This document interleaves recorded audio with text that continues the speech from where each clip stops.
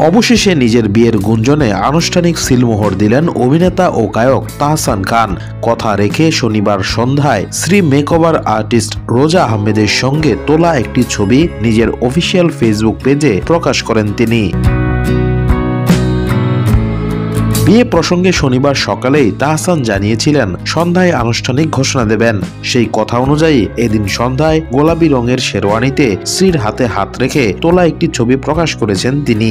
স্ত্রীর সঙ্গে তোলা সেই ছবি প্রকাশ করে তাহসান লিখেছেন, কোনো এক ছুটির দিনে যখন আমি পিয়ানোতে আমার সুরে নাচের মুদ্রায় সেই তুমি কে, যার ছন্দের মুগ্ধতায় কেটে যাবে বাকিটা জীবন, ধোয়া ওঠা চায়ের কাপে সেই তুমি কে।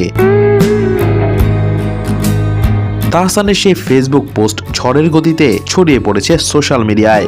মাত্র 13 মিনিটে 1,73,000 রিয়াকশন পড়েছে তাহসানের স্ত্রীর সঙ্গে তোলা সেই ছবিতে। জানা গেছে তাহসানের স্ত্রী রোজা আহমেদ নিউ ইয়র্ক ইউনিভার্সিটি থেকে কসমোটোলজির ওপর পড়াশোনা করেছেন। পড়াশোনা শেষ করে কসমোটোলজি লাইসেন্স গ্রহণ করেন এবং পরবর্তীতে নিউ ইয়র্কের কুইন্সে রোজাস ব্রাইডাল মেকওভার প্রতিষ্ঠা করেন। রোজা একজন উদ্যোক্তা।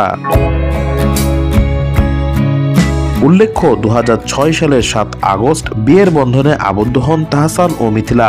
এরপর 2013 সালের 30 জুলাই তাদের ঘর আলোকিত করে আসে আয়রা তাহরিম খান নামের কন্যা সন্তান। সেই সংসারে ভাঙনের পর ওপার বাংলার পরিচালক সৃজিত মুখার্জির গলায় মালা দেন মিথিলা। সেই সংসারেও এখন শোনা যাচ্ছে ভাঙনের গুঞ্জন। অন্যদিকে মিথিলার সঙ্গে বিচ্ছেদের পর দীর্ঘদিন সিঙ্গেল ছিলেন তাহসান। তবে এবার সেই সিঙ্গেল ফাদার জীবনের অবসান ঘটল। নতুন করে পথ চলা শুরু করলেন দেশের জনপ্রিয় এই অভিনেতা ও গায়ক।